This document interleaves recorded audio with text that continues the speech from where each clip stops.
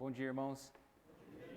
Um pouquinho diferente hoje, já vamos direto para a escola dominical, justamente por causa da assembleia, né? Então, quanto mais aproveitarmos o tempo aqui no sentido do estudo, é bom. Mas é bom quando tem cânticos, né? Quando tem orações, a gente já fica menos nervoso ali, já vai se preparando mais. Mas tá jóia. Vamos orar? Maravilhoso Deus, obrigado pela oportunidade, Deus, que o Senhor nos concedeu de estarmos aqui, pelo preparo do Senhor, Deus, em permitir, Deus, que pudéssemos adorar ao Senhor. E esse pequeno grupo, Deus, essa igreja, esse corpo que representa o Senhor aqui em Vargem Grande, que tenhamos muito, Deus, a realizar para o Senhor. Não porque isso vai contribuir para a nossa salvação, mas sim, Deus, porque vai render graças ao Senhor, oferecer uma adoração completa ao Senhor, Pai, e especialmente obedecer às instruções do Senhor, de anunciar a Tua Palavra, levar o Teu Evangelho, apresentar Cristo às pessoas, Deus.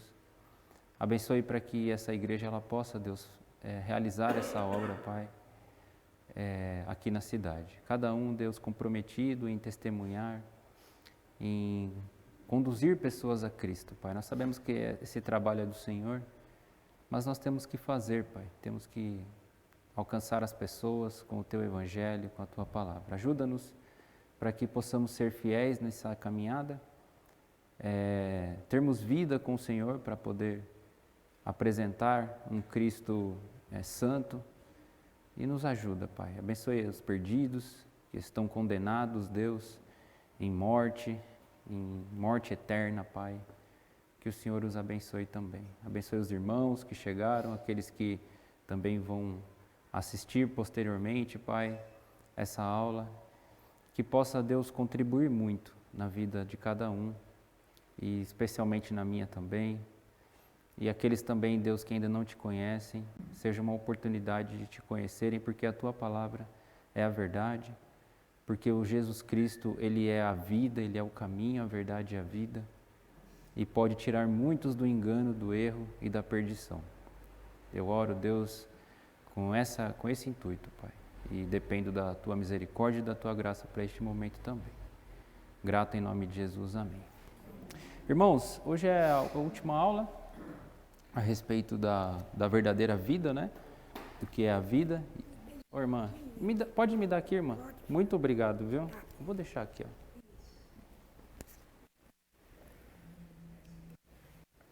Não tem problema, não vai cair ali, não. Muito obrigado. Irmãos, bom dia mais uma vez. E a passagem é João, capítulo 5, os irmãos podem abrir, tá?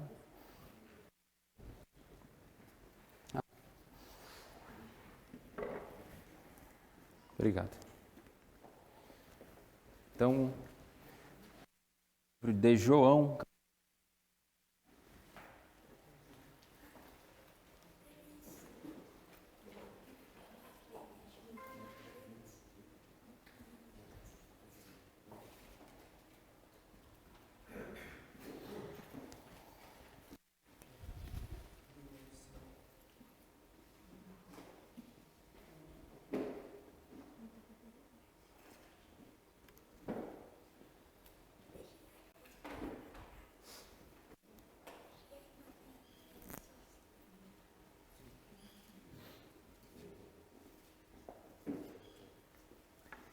Muito bem, irmãos. Então, o livro aí, João, capítulo 5.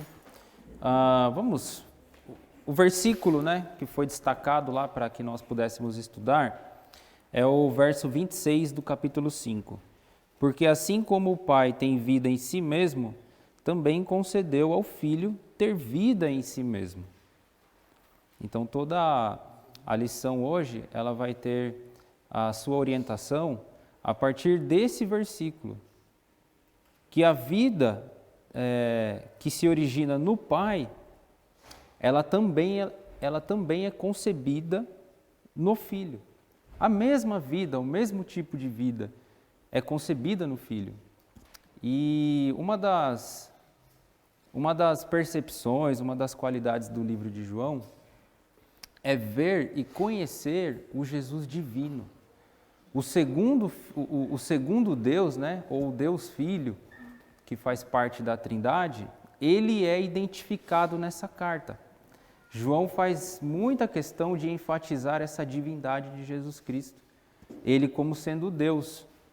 No entanto, você percebe ele iniciando já o capítulo 1, apresentando Jesus Cristo como sendo Deus, ou como um Deus. Ele é um Deus, ele é Deus, né? Não um Deus distinto, não um Deus diferente, um Deus com D minúsculo, mas o próprio Deus.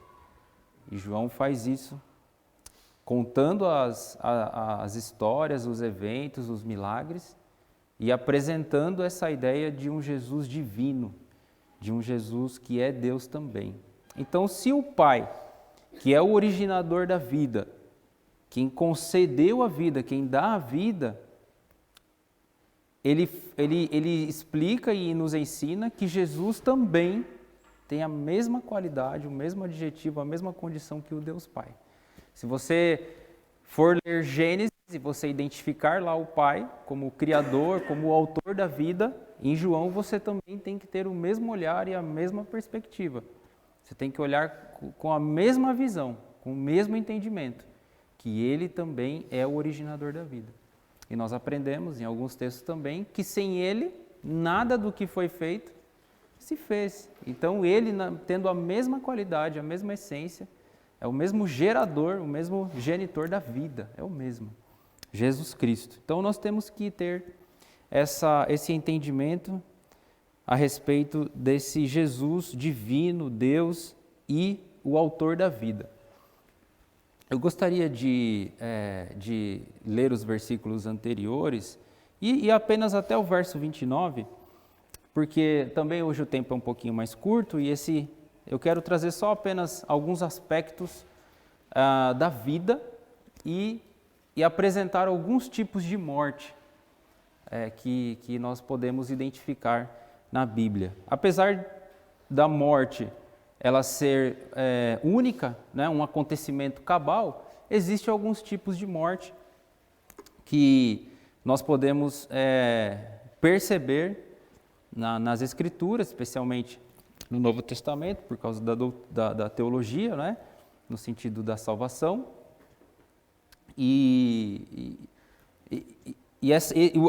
Mesmo percebendo alguns tipos de morte, a morte, ela de verdade é o fim de tudo, é a cessação da vida, né? Mas ela morreu, mas que tipo de morte? A gente vai tentar perceber isso daqui nesses poucos trechos, também se utilizando de outras passagens. Em verdade vos digo, que quem ouve a minha palavra e crê na... perdão, tá? Não falei o versículo, né? Versículo 24. Em verdade vos digo, quem ouve a minha palavra e crê naquele que me enviou, tem a vida eterna. Não entra em juízo, mas passou da morte para a vida. Em verdade vos digo, que vem a hora e já chegou, em que os mortos ouvirão a voz do Filho de Deus, e os que a ouvirem viverão. Verso 26, porque assim como o Pai tem vida em si mesmo, também concedeu ao Filho ter vida em si mesmo. E lhe deu autoridade para julgar, porque é o Filho do homem. 28, não vos maravilheis disto, porque vem a hora em que todos os que se acham nos túmulos ouvirão a sua voz e sairão. Os que tiverem feito o bem para a ressurreição da vida, e os que tiverem praticado o mal, para a ressurreição do juízo. Verso 30. Eu nada posso fazer de mim mesmo, na forma porque ouço, julgo. O meu juízo é justo, porque não procuro a minha própria vontade, e sim a daquele que me enviou. Bom, esse discurso de Jesus, ou esse ensinamento, acho que não é só um discurso, mas um ensinamento que Jesus queria dar aos fariseus e alguns dos judeus, faz parte de um contexto, de um evento, né, de uma situação que ocorreu. Jesus estava junto à porta das ovelhas, lá no verso 2, em um tanque chamado em hebraico Betesda, o qual tem 5 pavilhões. Ali havia uma grande multidão de enfermos, cegos, coxos, paralíticos, esperando para que um movimento ocorresse na água, naquele tanque. E a tradição lá era a seguinte, que se o Espírito do Senhor movimentasse a água, qualquer daqueles enfermos doentes, coxos, como é relatado aqui, né? Qualquer daquelas pessoas doentes que mergulhassem primeiramente naquele tanque era curado. Essa era a tradição que vogava ali, né? Mas Jesus, ele se aproximou de alguém, ou essa pessoa viu Jesus passando, era um enfermo, ele já era aleijado ou paralítico há 38 anos, como é relatado aqui no capítulo 5. E Jesus fala com ele, eles têm uma conversa, e Jesus pergunta, você quer ser curado? Ele responde imediatamente, Senhor, não tenho ninguém que me ponha no tanque quando a água é agitada, pois enquanto eu vou, desce outro antes de mim. Então, assim, na condição de enfermidades, alguns têm condições mais favoráveis do que a desse aleijado. Uma pessoa que provavelmente era surda e ela tivesse boa das pernas, rapidamente ela poderia perceber. E aí aquele homem estava lá tentando pular na água, mas de fato alguém teria que jogar ele, porque ele era um paralítico, né? Se ele estava na cama, de fato ele dependia de alguém. E nessa corrida aí, nessa disputa, infelizmente, ele nunca prevalecia. Então Jesus, verso 8, diz para ele, levanta, toma o teu leito, anda. E aí imediatamente esse homem fez isso. Ele tomou o leito dele, se levantou e saiu andando. E ali, naquele local, havia ali algum grupo de fariseus, de homens da lei. E aí eles barraram esse homem. Peraí. O que você está carregando essa maca aí, essa cama aí? Por que você está carregando isso? E aí ele explica a situação que ele passou e os homens falam, mas hoje é sábado, você não pode carregar isso aí. Isso daí é proibido. Você quer trazer maldição, né? Você quer trazer maldição sobre Israel, fazendo qualquer trabalho no sábado? Então, para os irmãos terem uma noção do nível de burocracia que existia, né? E de rigor de cumprimento, não da lei do Senhor, mas das regras que eles mesmos criaram. Eles criaram essas regras absurdas, né? Não foi isso que o Senhor ensinou acerca do sábado.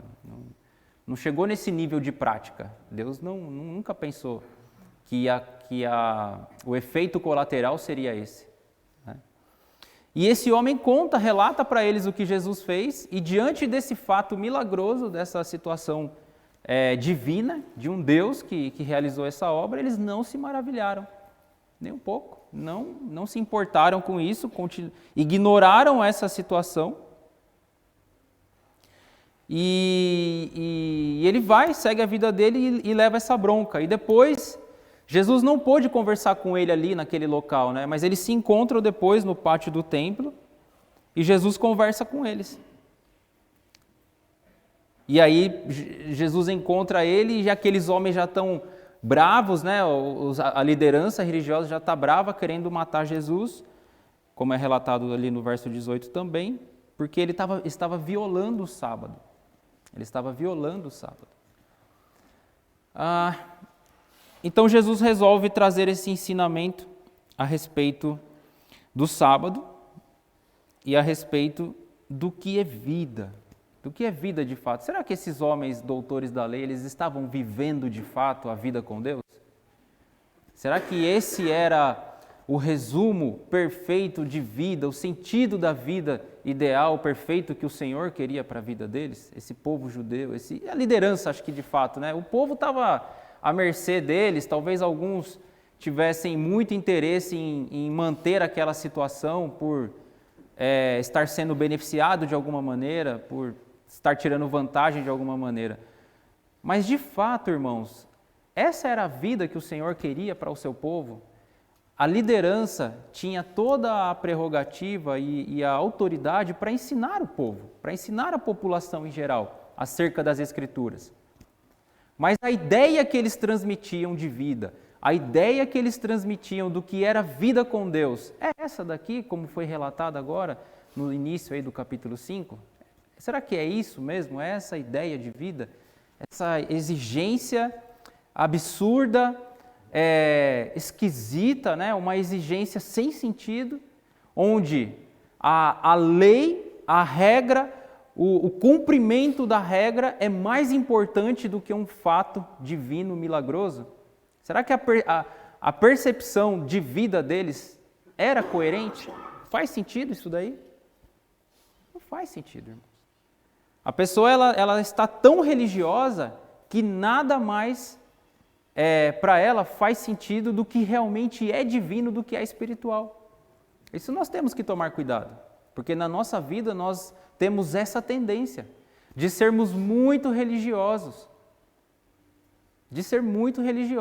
e não entender o sentido da vida, a essência da vida, e não se preocupar com o que realmente é importante. E aí o que Jesus vai trazer, ele vai ensinar, ele vai falar do quê? De vida. Ele vai falar da vida. O que é mais importante? A vida. Eles não se importavam com a vida dele? Claro que se importavam, assim como a gente. Queriam viver mais, né? Queriam viver mais tempo. Alguém aqui quer morrer já? Alguém que já pensa em morrer? Não. Né? Apesar de que nós, como crentes, tendo uma ideia de que nós vamos encontrar o Senhor, a morte não deve nos temer, não deve nos trazer medo. Mas o nosso desejo de encontrar ao Senhor deve superar o medo da morte. E não desprezar a vida que Ele nos concede aqui. Né? A gente não pode fazer essa confusão. Eu desejo morrer. Tem pessoas que desejam morrer? Tem. Tem pessoas em hospitais que sabem que não tem cura, que vivem numa condição muito dolorosa, né? Pessoas que sofrem um acidente, que estão padecendo, elas desejam a morte. Ela fala, a morte vai acabar com o meu sofrimento. Mas não é a grande parte da população. E ainda que a pessoa esteja numa condição de rua, uma condição miserável, eu tenho certeza que o desejo dela não é morrer, mas sim de permanecer viva, de melhorar a sua situação. E aqueles homens lá no passado, eles queriam viver também. Eles não queriam morrer. Né? E nossa vida é assim. Nossa vida é assim, nós queremos viver, nós fazemos planos. Né? A classe cientista, até hoje, ela tenta fazer o quê com a sociedade, né, com as pessoas? Melhorar a sua condição de vida, de ter uma vida, no sentido de ter uma vida saudável, de ter saúde para que ela seja prolongada, né, para que ela possa durar muitos anos. Os estudos são feitos para isso. Quem dera, né, eles pudessem conceder a vida eterna ao homem. Mas esse poder, essa autoridade, essa prerrogativa, quem tem é Deus. É Ele quem tem o poder da vida, é Ele quem tem a decisão da vida. Nós passamos aí pela pandemia, num momento mais grave, e pessoas se dizendo que eram salvadoras da pátria, né? Pessoas, autoridades, né? Se dizendo assim, não, eu estou aqui para salvar vidas. Isso assim é muito vazio. A pessoa, ela assumiu um tipo de prerrogativa, de autoridade, da qual ela não tem competência, ela não tem capacidade. Por mais cuidado que você pudesse ter naquele momento, né, e alguns ainda têm, e temos que ter, quem decide a vida e a morte não somos nós. Nem os médicos não têm essa... Não tem. Por mais capacidade da sua área lá, o médico, né, vamos colocar o médico, por mais cuidado que ele tenha lá com tudo, vai fazer uma cirurgia, pode acontecer de cortar algo errado e a pessoa morrer. Ou fez tudo certo e mesmo assim a pessoa morreu depois do procedimento. Eles não sabem explicar o que aconteceu, não sei. O procedimento foi perfeito, né? Foi conforme a regra, mas acontece. A vida depende da vontade de Deus, tanto do crente quanto do pecador. A vida e a morte dependem de Deus.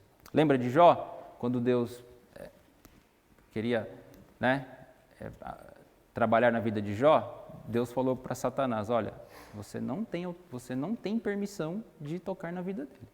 Você não tem essa permissão. pode fazer o que você quiser, mas na vida dele você não mexe. Quem manda na vida?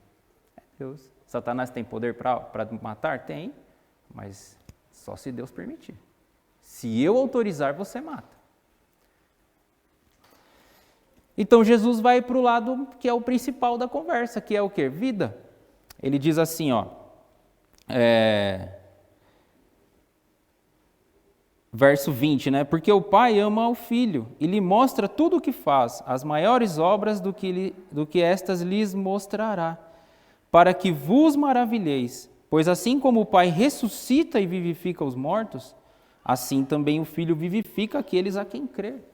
Então Deus agora, Jesus, né? Jesus ele vai trazer o assunto para a vida, para ver se aqueles corpos vivos mortos espiritualmente tem uma gota ali de entendimento para poderem ter vida de fato, que foi o que o Senhor trouxe na vida daquele paralítico. Vida. Jesus está preocupado com as vidas. Com as vidas. Então, para a gente não perder de vista, né, vamos lá no verso 24. Em verdade vos digo, quem ouve a minha palavra e crê naquele que me enviou, tem a vida eterna. Não entra em juízo, mas passou da morte para a vida. Queria dizer e afirmar para os irmãos que a primeira morte que o Senhor pode nos livrar é a morte espiritual. Jesus tem o poder de nos livrar da morte espiritual. E nós aprendemos lá em Efésios capítulo 2, se os irmãos quiserem até abrir, vamos ler esses poucos versos. Efésios capítulo 2, tá bom? Efésios capítulo 2. Olha só o que ele fala no versículo 1. Ele vos deu vida, estando vós mortos nos vossos delitos e pecados, nos quais andastes outrora, segundo o curso deste mundo, segundo o príncipe da potestade do ar, do espírito que agora atua nos filhos da desobediência, entre os quais também todos nós andamos outrora, segundo as inclinações da nossa carne, fazendo a vontade da carne e dos pensamentos. Éramos, por natureza, filhos da ira, como também os demais. Algumas versões acho que começam dizendo assim, estáveis mortos. Nós estávamos mortos. Mas eu nunca estive morto fisicamente. Sim, por isso ele tem o poder de nos dar vida espiritual. Então, nós estávamos mortos nos nossos delitos, nos nossos pecados. Nós tínhamos um Senhor, esse Senhor se chama Satanás. O nosso prazer era agradá-lo, fazendo a vontade do mundo, fazendo a vontade dele e fazendo a nossa vontade. Você precisa ter essa consciência, que antes do Senhor salvar você, você amava o mundo, você amava Satanás e você amava a si mesmo. O seu desejo era esse. Por quê? Porque a ideia aqui, a figura, é de alguém morto mesmo. E alguém que é morto, o que acontece com aquele corpo que é morto? Qual é o destino daquele corpo físico mesmo? Qual é o destino daquele corpo físico? Apodrecer. Apodrecer. Ele está condenado ao apodrecimento. E você e eu precisamos aprender, irmãos, que antes do Senhor nos dar a vida eterna, nos salvar da morte, ou melhor aqui, né, eu falei da morte espiritual, antes do Senhor nos tirar da morte espiritual, ou antes do Senhor nos dar a vida, né, espiritual, uma vida nova agora, o nosso espírito também era podre. Ele caminhava para a podridão. Era podre. O meu... Pode falar. A Bíblia fala que Jesus ele é o cabeça, né? Um corpo sem a cabeça não vive. Olha que interessante desse primeiro verso. A gente já estava morto porque a gente não tinha Jesus Cristo, que é o cabeça. Né? E por isso que a gente era morto. Não tinha quem governasse, reinasse na nossa vida. Sim. E um corpo morto, o que ele pode realizar além de entrar num estado de putrefação, né? O que um corpo pode fazer depois de morto? Nada. No entanto que quando você morre, né, quando eu morrer, alguém vai ter que conduzir aquele corpo, alguém vai ter que levar aquele corpo. E Paulo ensina aqui para os Efésios que quando esse espírito ele era podre, quando ele era morto, ele seguia o quê? O curso do mundo. Então nós temos que pensar, irmãos, que o mundo é um grande rio. E esse corpo estava lá, nesse grande rio. Fazendo o quê? Realizando o quê? A vontade do mundo. A sua morte te agradava. A minha morte antes do Senhor me agradava. A minha condição podre espiritual era boa para mim. Aquele cheiro não me incomodava. O movimento da água e do mundo não me incomodava. Por quê? Porque eu estava morto. Aquilo não me atrapalhava. Agora, quando uma pessoa tem vida e ela não quer morrer, se ela cair numa correnteza, qual vai ser a atitude dela? Vai ser de lutar. Vai ser de lutar contra o curso daquela água para ela tentar se salvar. O morto não. O morto segue esse curso. Ele segue esse grande rio. E o mundo é isso. É um grande rio onde as pessoas mortas espiritualmente estão.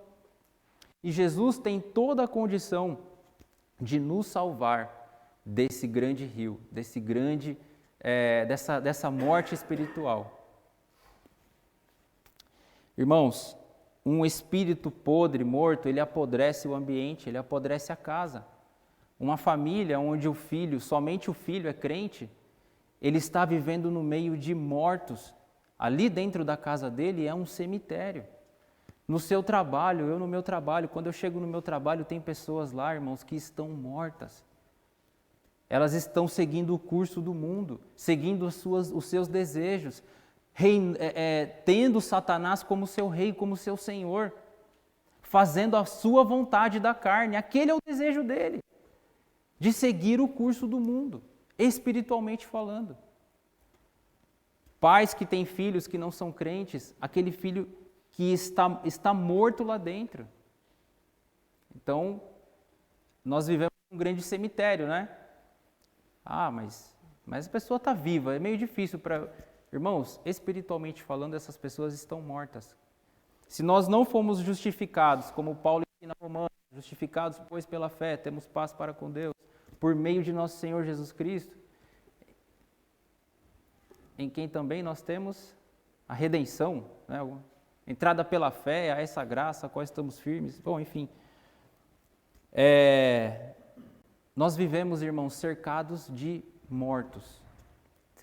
Se você não entende que você foi justificado, que o Senhor te deu a vida eterna, a sua condição também pode ser de morto espiritualmente. Ah, mas você está falando agora aqui com um membro da Igreja Batista. Isso não quer dizer nada. Você tem que ser salvo, porque até dentro da igreja pode ter alguém morto espiritualmente. Algum membro, até membros podem ser. Então as pessoas elas precisam saber que ela é justificada e que o Senhor os livrou da morte espiritual. Então Jesus tem esse poder de nos livrar da morte espiritual. Se você está seguindo esse mundo, né, está seguindo o ritmo desse mundo, você precisa reconsiderar. Talvez você tomou alguma decisão de conhecer o Senhor, mas ainda percebe que na sua vida, a sua vida moral ela é podre, assim como a do mundo, o seu aspecto, a sua conduta perante a sociedade, ela não é distinta da do mundo, você precisa ser avaliado, você precisa se analisar, se autoexaminar. Né? Paulo também, a Bíblia nos indica que nós temos que nos examinar a nós mesmos. Precisamos, você e eu, né, precisamos a cada dia fazer essa avaliação. Agora, se você está lutando contra o curso do mundo, é muito provável, isso é um grande indício de que você é crente mesmo, de que você tem convicção da vida eterna. De que você crê no Senhor e fala, não, o mundo segue para esse caminho, eu vou nadar contra essa correnteza. Porque o morto vai no curso, sem esforço. Não tem esforço, ele está morto. Então ele acompanha o curso do mundo. Tendo Satanás como seu Deus, fazendo a sua própria vontade da carne e dos pensamentos. Então, esses são pontos para você pensar, irmãos, e até pessoas que vão nos assistir depois. Você que diz, né, você que ainda não conhece ao Senhor, não sabe se tem a vida eterna. Outro dia eu conversei com uma mulher que é parente, né? E aí eu falei, o desejo de encontrar, estava falando de um assunto, eu falei, o desejo de encontrar o Senhor é grande. Ela, mas nós não sabemos se vamos encontrar. E a pessoa está há 20 anos na igreja. Eu falei, claro que nós sabemos. Jesus disse. Ele disse para o ladrão lá na cruz, hoje mesmo estarás comigo no paraíso. Ele disse, se com tua boca confessares ao Senhor como Jesus, em teu coração crer que Deus ressuscitou dentre os mortos, será salvo. No verso 25, 24 e 25 nós lemos, temos que crer, para aí sim sermos justificados e libertos da morte espiritual. Então Jesus tem esse poder de nos livrar da morte espiritual. Mas Jesus também, irmãos, tem o poder de nos livrar da morte física. Então, da morte espiritual. Aí eu falei, mas que tipos de morte? Não é morte? Morte espiritual não é morte física. Porque eu, até os meus 18 anos, eu era morto espiritualmente, mas estava vivo, meu corpo estava vivo. E Jesus tem o poder também de nos libertar e de nos livrar da morte física. Olha os exemplos, né? Jesus trouxe à vida Lázaro, ressuscitou o corpo dele. Ele ressuscitou o corpo dele. E Paulo ensinou também aos Tessalonicenses, vamos lá, irmãos, 1 Tessalonicenses, capítulo 4.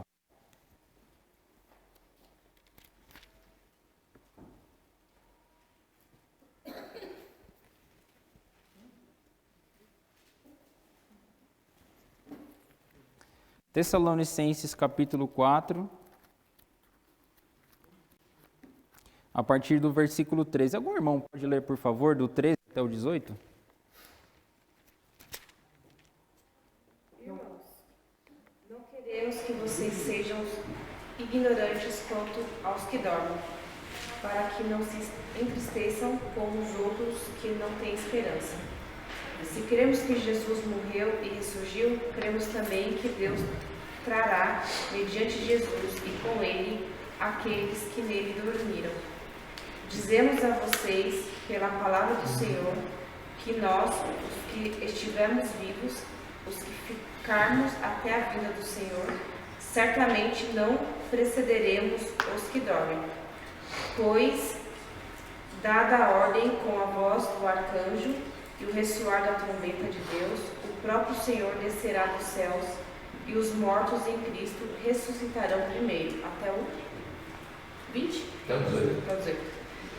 Depois nós, os que estivermos vivos, seremos arrebatados com eles nas nuvens, para o encontro com o Senhor nos ares. E assim estaremos com o Senhor para sempre. Consolem-se uns aos outros com essas palavras. Irmãos, então você que é crente, que crê no Senhor, que já recebeu vida espiritual, nós vamos passar pela morte se o Senhor não voltar para nos chamar. Né?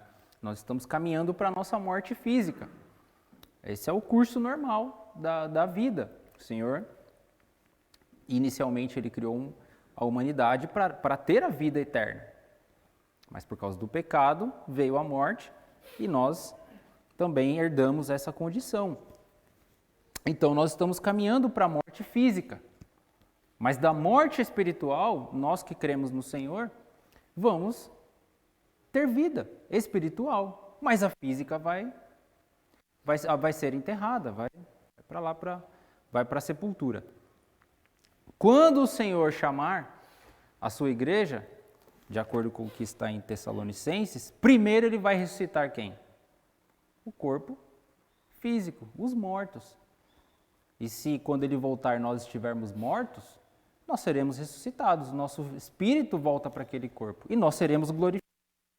Nós experimentaremos um novo corpo, mas em novidade de vida, em uma nova vida.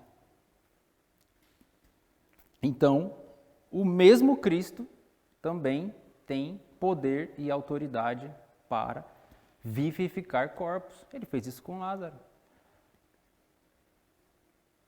Ele trouxe aquele homem da sepultura, trouxe o corpo dele de volta.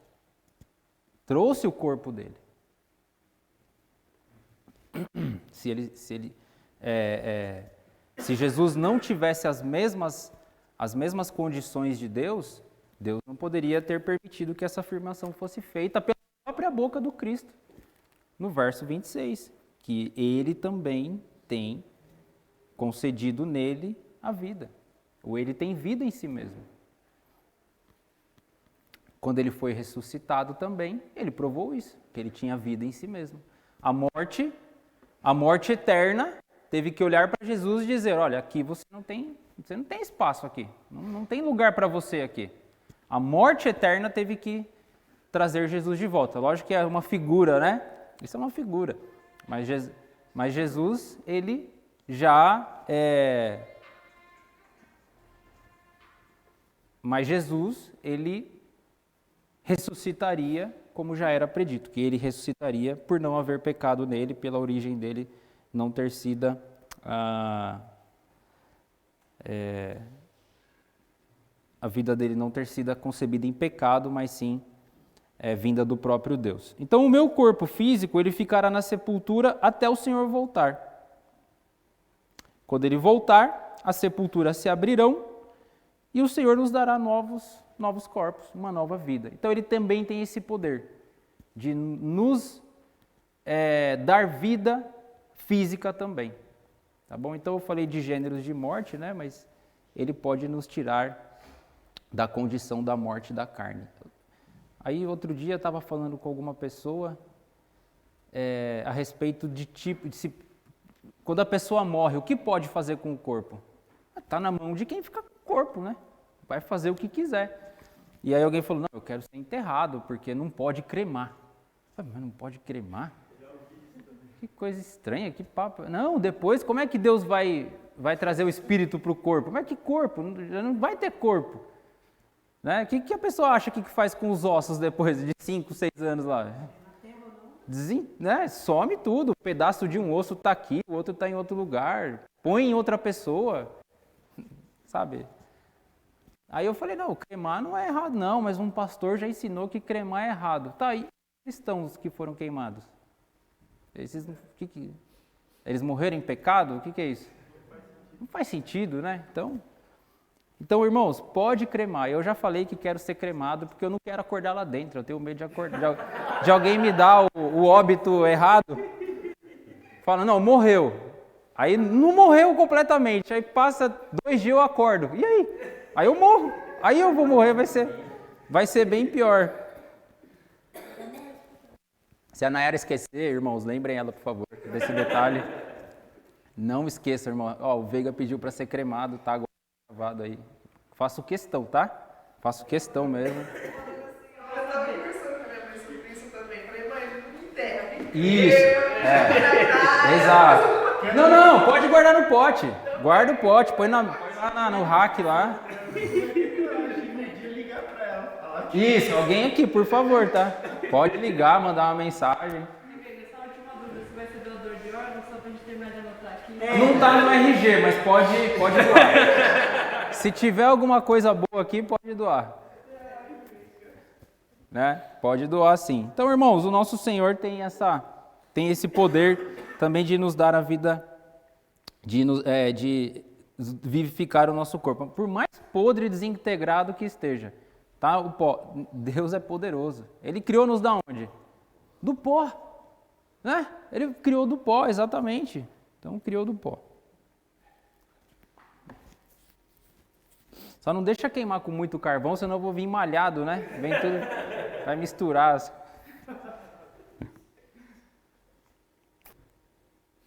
Muito bem, irmãos. Agora, então, o último poder que o Senhor tem de nos livrar agora da morte eterna. Então, falamos da morte espiritual. O Senhor nos dá vida espiritual. Ele nos tira da morte espiritual. Da morte física também. Ele tem esse poder e essa capacidade de nos dar a vida física, né? E agora ele também tem o poder de nos livrar da morte eterna. Olha só o verso 28, do livro de João, tá? 28 agora em João. Capítulo 5.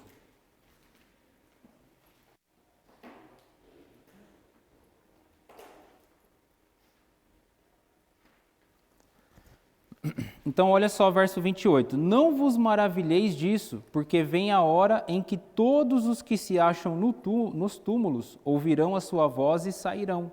Os que tiverem feito o bem, para a ressurreição da vida, e os que tiverem praticado o mal, para a ressurreição do juízo. Então, ainda a respeito da vida, né, da ressurreição da vida, do corpo, aqueles também que não entregaram sua vida ao Senhor, ou que não creram no Senhor durante a sua jornada na terra, também serão ressuscitados. Inclusive os que morreram sem crer no Salvador. Mesmo todos os mortos, ele está bem claro aqui, dizendo que todos sairão. Né? Todos os que se acham nos túmulos sairão. Então, inclusive aqueles que não creram no Senhor, que não foram justificados, eles também ressuscitarão, terão seus corpos ressuscitados. Agora, para quê? Para a morte eterna. Para a morte eterna. O Senhor tem condição, o Senhor Jesus tem poder de nos livrar da morte eterna? Tem. Quando Ele nos promete a vida eterna, Ele está nos tirando agora da morte eterna. Ele está nos resgatando da morte eterna. Então, antes de eu crer no Senhor, eu caminhava para a morte eterna. A minha vida espiritual já era morta. E eu caminhava para a morte eterna. Eu era vivo, morto. Tem uma brincadeira, né? Que chama morto, vivo, vivo, morto. Eu era um morto dentro de um corpo vivo. E se antes dos 18 anos eu morresse, condenado agora à morte eterna. Então, naquele dia que eu se por acaso eu tivesse morrido, eu estaria condenado sim à morte eterna. Mas pela graça do Senhor, Ele me concedeu a oportunidade, o privilégio, a bênção, a graça de me arrepender e de crer nele como meu Senhor e Salvador. Então, a ressurreição do corpo, o que é isso? É a ressurreição do corpo e a condenação de morte eterna, é o banimento eterno da presença de Deus. E nós podemos ver essa figura da morte eterna lá no livro de Apocalipse, capítulo 20. Ali é que nós temos uma ideia, né, de tudo que vai acontecer. Então, Apocalipse, capítulo 20.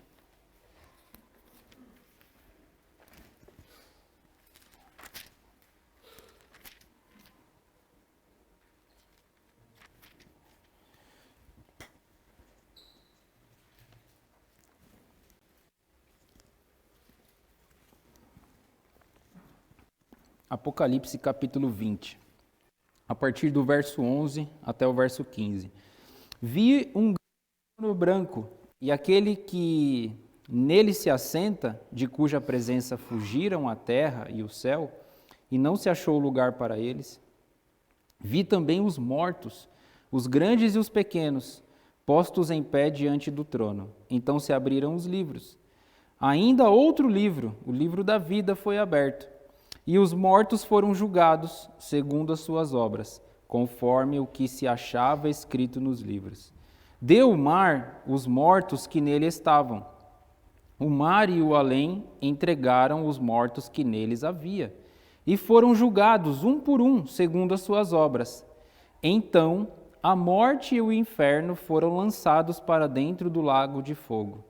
Esta é a segunda morte e o lago de fogo. E se alguém não foi achado inscrito no livro da vida, foi lançado para dentro do lago de fogo. Irmãos, a morte eterna, ela não tem alternativa. Ela é a maior tragédia que pode ocorrer na vida do ser humano. Então, se a pessoa não conhecer Cristo antes da sua primeira morte física, ela não vai ter condições de ter vida espiritual. E quando o corpo dela for ressuscitado, pelo mesmo Cristo que tem poder de dar a vida espiritual, de ressuscitar o corpo físico, agora ele vai enviar aquela pessoa para a morte eterna. E o que é a morte eterna? É a vida na morte eterna. viver eternamente na morte. O que é morte? A ausência de Deus. É o banimento da presença de Deus. Então, as pessoas que dizem que não querem Deus hoje, de fato, não é a realidade, porque Deus é presente hoje. Se a pessoa se arrepender, se ela buscar o Senhor não vai lhe virar o rosto. Vai lhe dar a oportunidade de se arrepender e crer nele. A partir do momento que ela morrer e ela for julgada para a morte eterna, não há mais esperança. Não há mais esperança. A esperança é aqui, é agora. Então, quando ela nega, fala, não, eu consigo viver sem Deus. Não, não é a realidade. Ela não sabe o que ela está falando. Ela ainda vai viver sem Deus. Ela ainda vai viver sem Deus quando ela experimentar a condenação eterna. E a morte eterna é o espírito e o corpo em eterna condenação, em eterno sofrimento. A pessoa vai sim desejar a morte, mas ela vai viver eternamente em agonia. Ela vai viver eternamente em sofrimento. Ela vai viver eternamente longe de Deus. Nós temos essa figura no Novo Testamento, né, de alguém que está lá no inferno e ele pede, né, para que alguém vá avisar os familiares dele, para que eles não cheguem lá onde ele está. Essa ideia também ela nos é ensinada no Novo Testamento. Então lá estará quem? O diabo. O diabo será lançado lá. Eles serão atormentados dia e noite para o todo sempre, para toda a eternidade, eternamente na morte. Eternamente na morte. Ah, isso que você falou hoje, não acredito. Isso daí está só na sua cabeça. Não, está na Bíblia. Está na Bíblia. E eu acredito nisso. Não tirei da minha cabeça isso. Está escrito aqui. Ah, mas quem escreveu, não sei se tinha credibilidade. Quer pagar para ver? Quer pagar para ver? Sabe o que é triste nisso tudo? É que muitas das pessoas que hoje estão inseridas dentro de uma igreja não param para pensar sobre isso. As pessoas não dão realmente credibilidade à salvação. As pessoas ficam preocupadas com muitas coisas, mas muitas delas, simplesmente, você falou na sua introdução, por estarem inseridos dentro de uma determinada igreja, acham que já são salvas, acham que já são de Deus, e não se preocupam em avaliar isso, em pensar, será que sou salva mesmo? Porque todo domingo eu escuto o pastor falar, o irmão falar da vida eterna, da salvação, do pecado, da mudança de vida e tantas outras coisas, né? E a pessoa não para meditar sobre isso. Então muitos estão dentro sim da igreja, um dia até disseram conhecer a Deus, mas estão perdidos na sua vida. Estão perdidos. É verdade. Nós temos que, irmãos, nós temos que ter essa consciência de realidade, que o lugar, o ambiente que nós frequentamos, ali pode ser um grande cemitério. Ali pode ser um grande cemitério de pessoas mortas espiritualmente. Elas estão vivas, né? Gozando de vários benefícios aqui que o mundo oferece, participando de todo o sistema do mundo. E quando eu falo participando de todo o sistema, eu estou dizendo tudo. Não só aquilo que a gente acha errado moralmente, mas participando de tudo. Né, do próprio sistema. O jeito que o sistema funciona beneficia, traz privilégios para muitos, traz muita dificuldade para outros. Né? O nosso sistema de funcionamento de país, de governo, é muito complexo.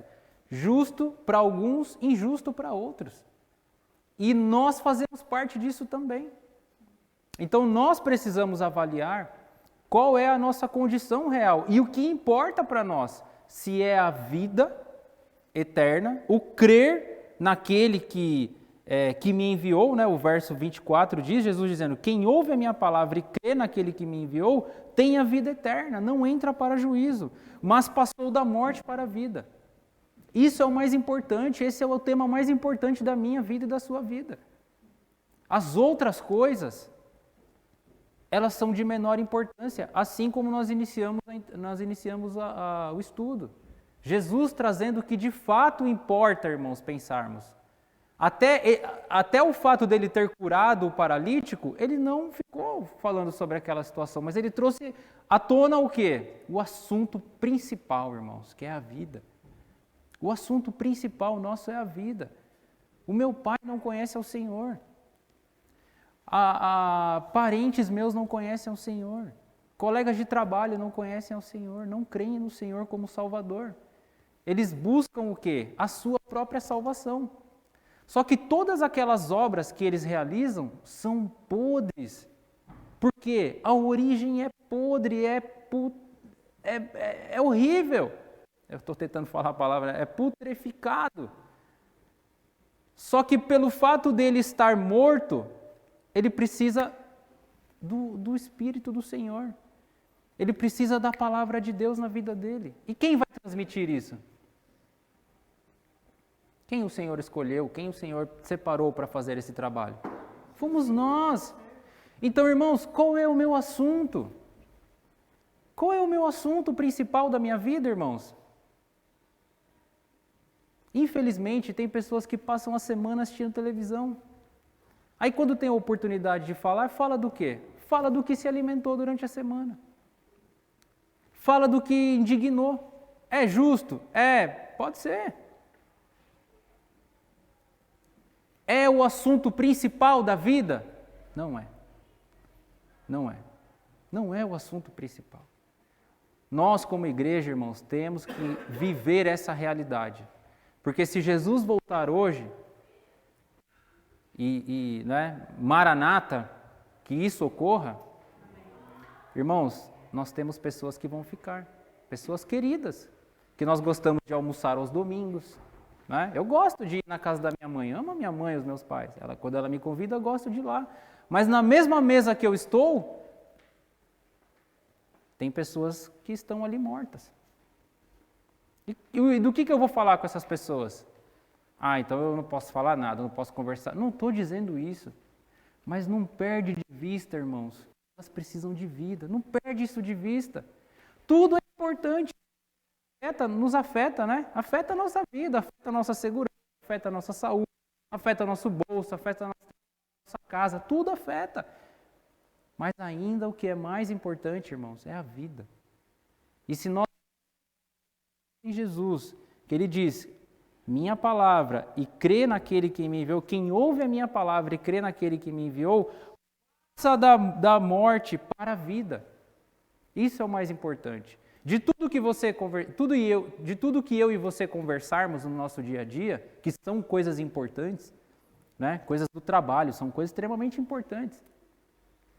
Não se esqueça, irmãos, que tem um assunto mais importante, que é a vida.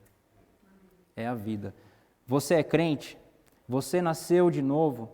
Você passou da morte para a vida?